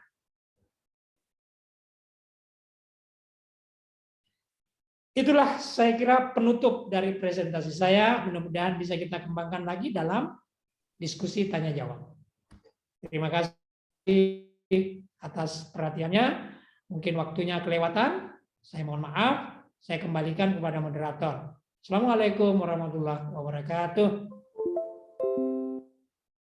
Baik, terima kasih atas pemaparan dari Profesor Mokhtasar. Sebelum kita mulai tentang mulai tanya jawab, saya izin sedikit mereview dari materi yang telah disampaikan oleh Profesor Mokhtasar. Pertama, tadi telah ditekankan bahwa filsafat yang dimaksud itu adalah filsafat sebagai way of thinking atau jalan atau cara dari berpikir. Kemudian melalui rangka filsafat tadi sudah dibuktikan bahwa hukum termasuk ke dalam kategori ilmiah. Dia masuk sebagai pengetahuan di level 2, yaitu pengetahuan ilmiah atau scientific yang berurusan dengan perkara empirik dan bersifat praktis, maksudnya ilmu hukum itu bersifat praktis. Nah, kemudian juga tadi dipaparkan ada kerangka-kerangka yang harus dipenuhi, yaitu ontologi berkaitan dengan objek ilmu hukum, epistemologi terutama berkaitan dengan metode ilmu hukum, dan aksiologi berkaitan dengan nilai atau untuk apa atau tujuan daripada daripada hukum itu sendiri. Nah, tadi juga Profesor Mokhtasar telah mengkritik atau menawarkan bahwa kita harus terbuka daripada objek ilmu hukum yang selama ini masih menyandarkan pada positivisme, yaitu menganggap bahwa objek ilmu hukum atau hukum itu sendiri harus terverifikasi dan terukur. Sementara jika dilihat daripada ontologi, tidak semua yang ada itu dapat terverifikasi atau terukur. Nah, itu saja yang barangkali bisa saya review. Saya akan membuka sesi tanya jawab, bisa melalui mikrofon langsung atau lewat chat.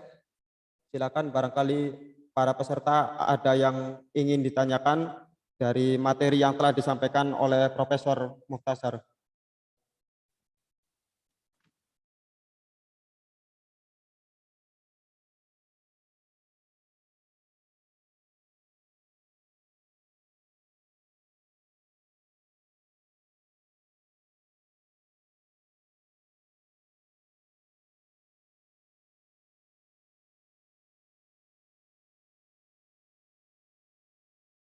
Ya, mangga. Barangkali ada yang ingin ditanyakan, bisa melalui chat atau langsung di mikrofon.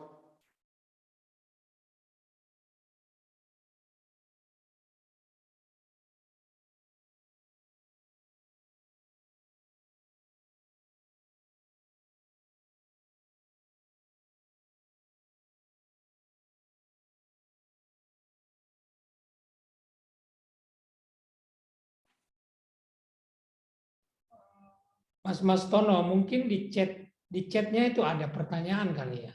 Oh ya. Oh ya, silakan Mbak Sri Bintang.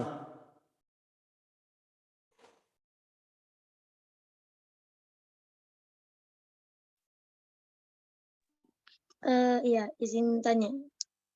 Silakan, Mbak. Sebelumnya mohon maaf tidak bisa menyalakan kamera. Ya. Saya izin tanya, dalam hukum sendiri kan itu mengenal norma-norma yang terdapat juga dalam masyarakat dan itu hidup di dalam masyarakat seperti itu. Nah, dari penjelasan tadi, bagaimana sih peranan norma-norma ini dalam way of thinking itu? Sorry, bisa diulangi, Mbak? Ya, intinya bagaimana sih peranan norma-norma ini dalam way of thinking ini, dalam sebuah hukum ini sebagai sebuah ilmu seperti itu. Maksudnya di dalam masyarakat itu ada norma-norma lain selain hukum. Nah, itu bagaimana peranan norma-norma itu dalam membentuk way of thinking dalam ilmu hukum gitu. Benar Iya, begitu? seperti itu. Oh, iya. Ya, barangkali langsung Ya. bisa dijawab aja, Prof. Iya, pertanyaannya bagus sekali Mbak Sri.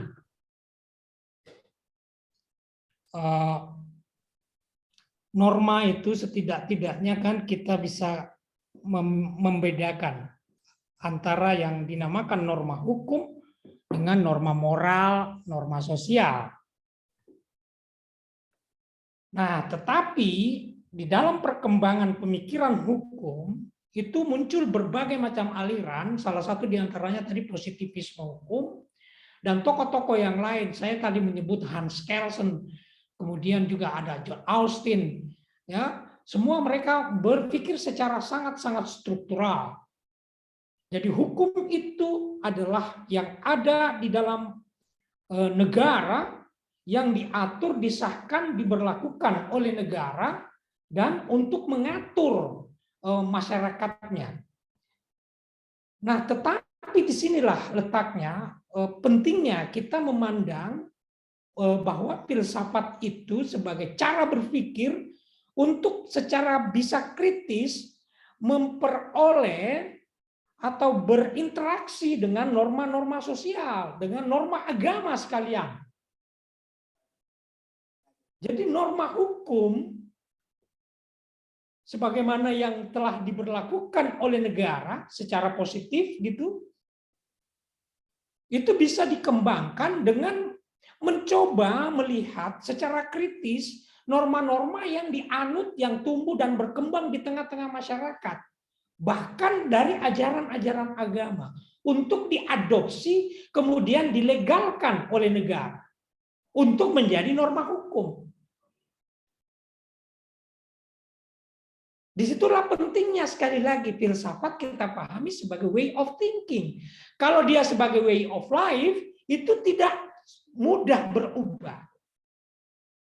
Way of life adalah norma kehidupan yang sudah baku, diterima, disepakati oleh masyarakat, bahkan disahkan.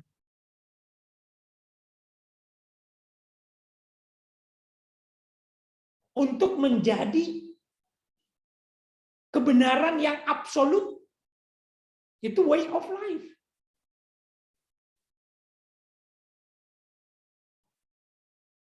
Nilai-nilai budaya. Nilai-nilai budaya masyarakat Jawa. Rukun, harmonis.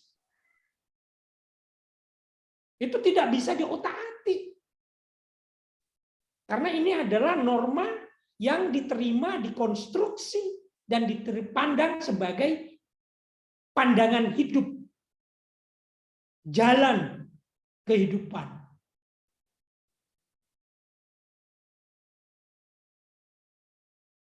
Nah, tetapi coba kita menganggap nilai-nilai tersebut, dia sikapi secara kritis, sehingga bersifat relatif, bisa berubah menjadi nilai-nilai alternatif di dalam melengkapi norma hukum.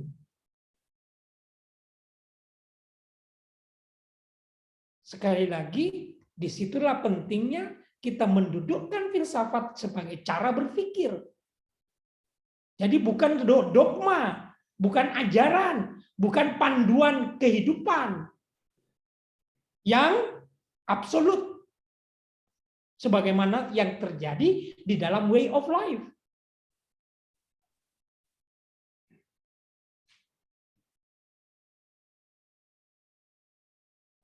Nah, coba misalnya kita sekarang itu sedang menghadapi satu masalah di dalam kehidupan bermasyarakat kita. Ya, saya mohon maaf karena ini sudah bukan rahasia lagi. Holy Wings yang menimbulkan masalah, meresahkan masyarakat, terutama masyarakat beragama.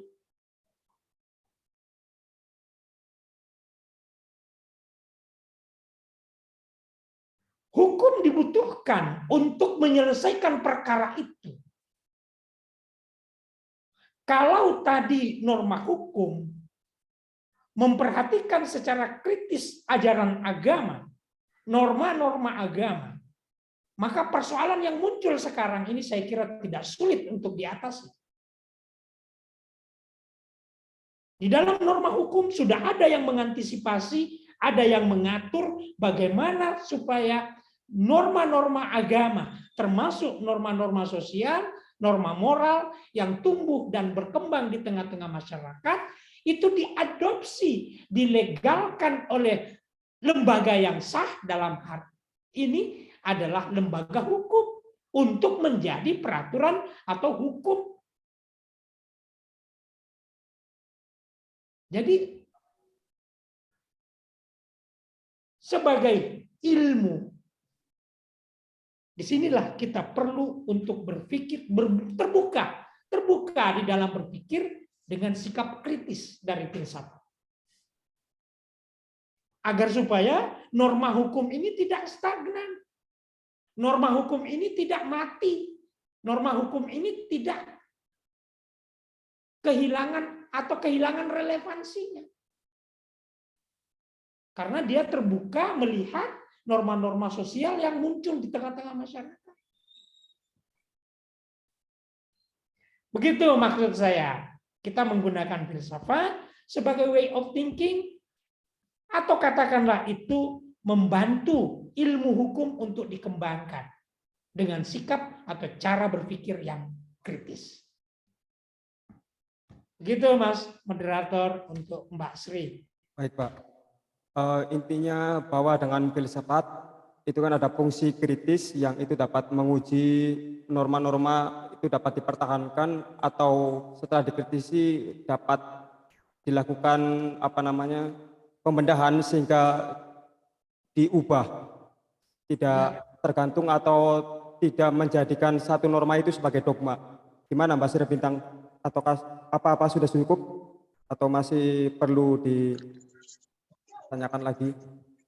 Iya, baik. Berarti kan intinya dari norma-norma ini kita harus melegalkan seperti itu ya. Lalu bagaimana Profesor dengan hukum adat di Indonesia sendiri yang di situ sudah menjadi sebuah way of life dalam masyarakat seperti itu, Prof? Ya, Apakah kita juga harus melegalkan hukum adat tersebut gitu supaya menjadi dogma? ya, ya. Itu. Terima kasih. Ya, namanya hukum adat itu sudah masuk di dalam norma hukum, bukan lagi norma sosial. Ya, di dalam ilmu hukum kan diterangkan itu ada pembagian-pembagian atau sifat hukum. Oke, ada hukum pidana, ada hukum perdata, ada hukum adat, ada hukum lingkungan, ada hukum undang-undang tentang apa teknologi informasi. Semuanya menjadi hukum yang diberlakukan oleh negara. Dan hukum adat jangan lupa itu juga diakui oleh negara. Itu adalah hukum. Nah ini tadi yang dibicarakan oleh critical legal theory.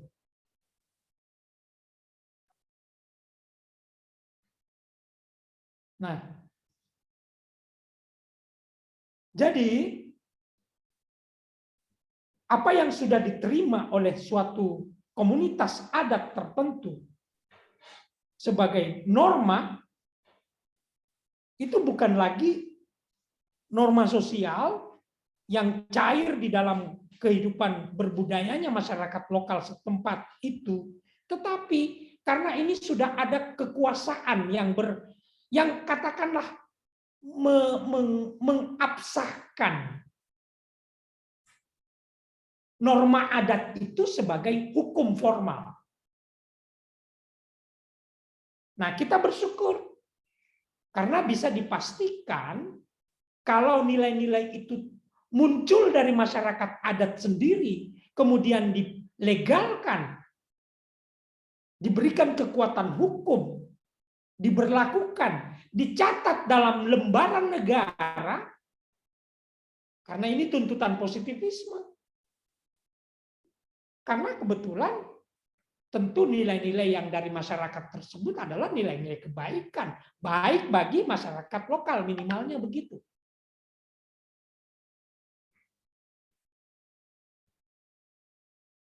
Iya, memang.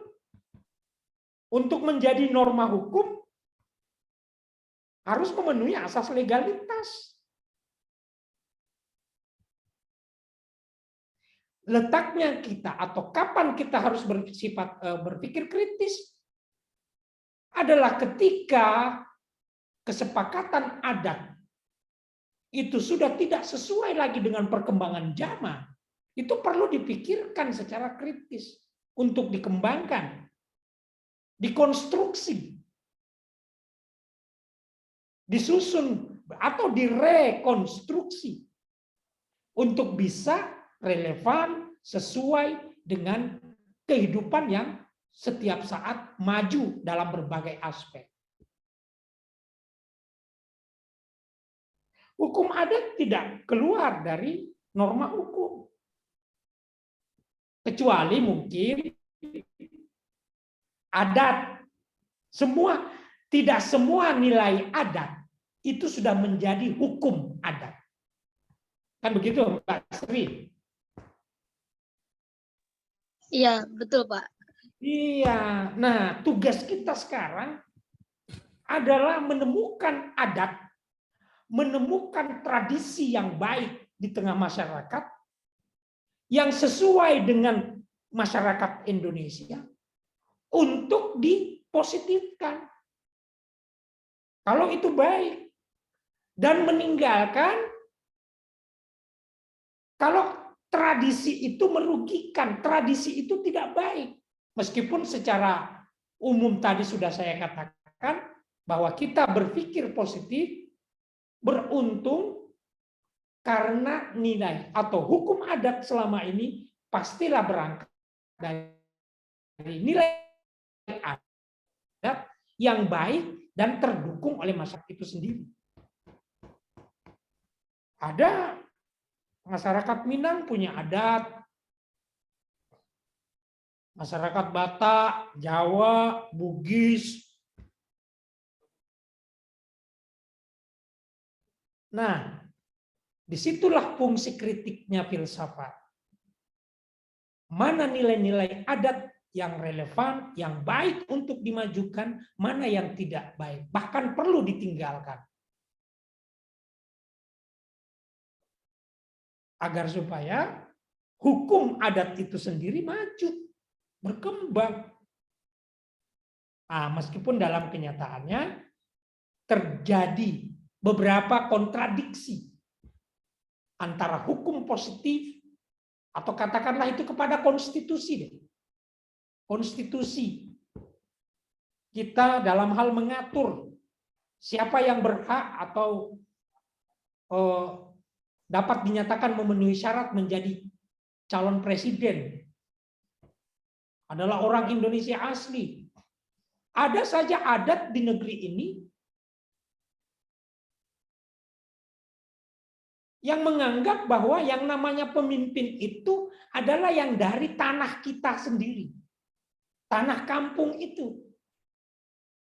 Jadi lebih spesifik daripada sekedar bunyi pasal undang-undang dalam Undang-Undang Dasar Negara Republik Indonesia. Orang Indonesia. Ada dalam hukum adat. Yang bisa menjadi pemimpin adalah orang, misalnya, mohon maaf nih saya sebutkan, adalah misalnya orang Toraja di Sulawesi. Di Sulawesi juga ada suku Kajang di sana. Menjadi Ammatoa. Ammatoa itu pemimpin suku. Yang diambil dari keturunan orang Kajang. Beretnis Kajang itu sendiri. Saya kira begitu juga di Indramayu, di Jawa Barat. Ada adat-adat, aturan adat yang tidak begitu sesuai dengan hukum nasional. Tetapi disitulah letaknya kita harus berpikir kritis di dalam melihat kepentingan nasional atau hukum nasional terhadap nilai-nilai adat yang dianggap sesuai atau tidak sesuai dengan masyarakat atau kepentingan nasional. Kalau tidak ada filsafat, tidak bersikap kritis, tidak berpikir kritis, semua itu akan diterima secara langsung tanpa pemilahan, tanpa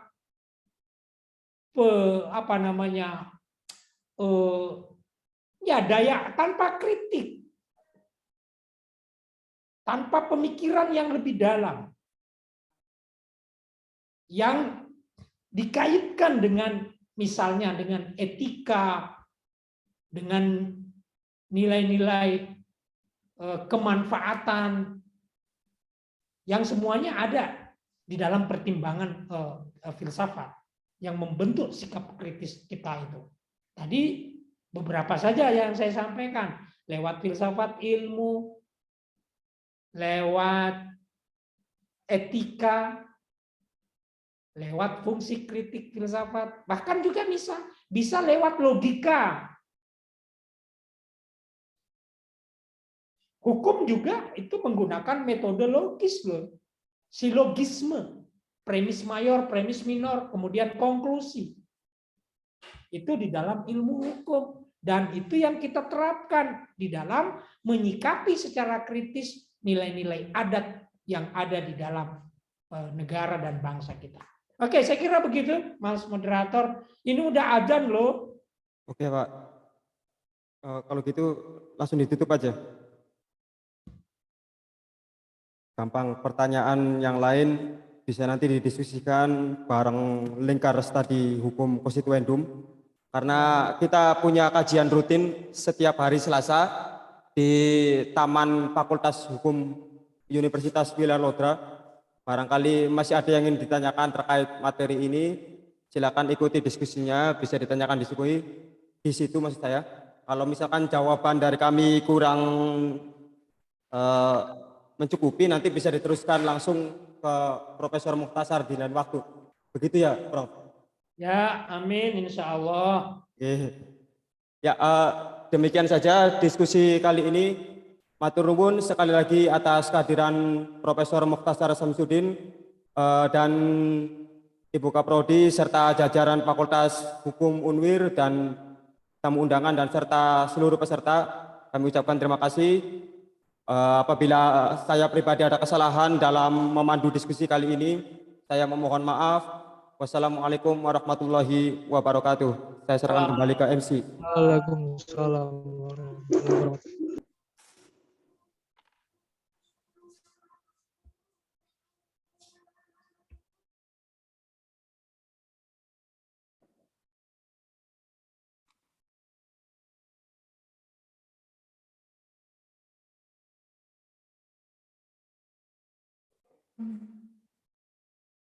Terima kasih kepada Mas Tono selaku moderator kita. Kita telah sampai pada penghujung acara diskusi publik pada hari ini. Terima kasih sekali lagi atas kehadiran Profesor M. Muhtar Syamsuddin yang telah berkenan menjadi pembicara. Terima kasih kepada Dekan dan seluruh jajaran Sivitas Akademi Fakultas Hukum Universitas Wiralodra yang telah mendukung terselenggaranya diskusi kali ini. Dan terima kasih kepada seluruh tamu undangan dan peserta diskusi yang telah berkenan hadir dalam diskusi kali ini. Semoga materi dan diskusi kali ini dapat bermanfaat bagi kita semua untuk bersama-sama gotong royong mengembangkan ilmu hukum di Indonesia. Saya Mega Septiananda Suhandi selaku Master of Ceremony mewakili LSHC selaku penyelenggara diskusi dan diri saya sendiri. Mohon maaf apabila ada kesalahan kata yang disengaja atau tidak disengaja. Wabillahi taufiq wal hidayah. Wassalamualaikum warahmatullahi wabarakatuh.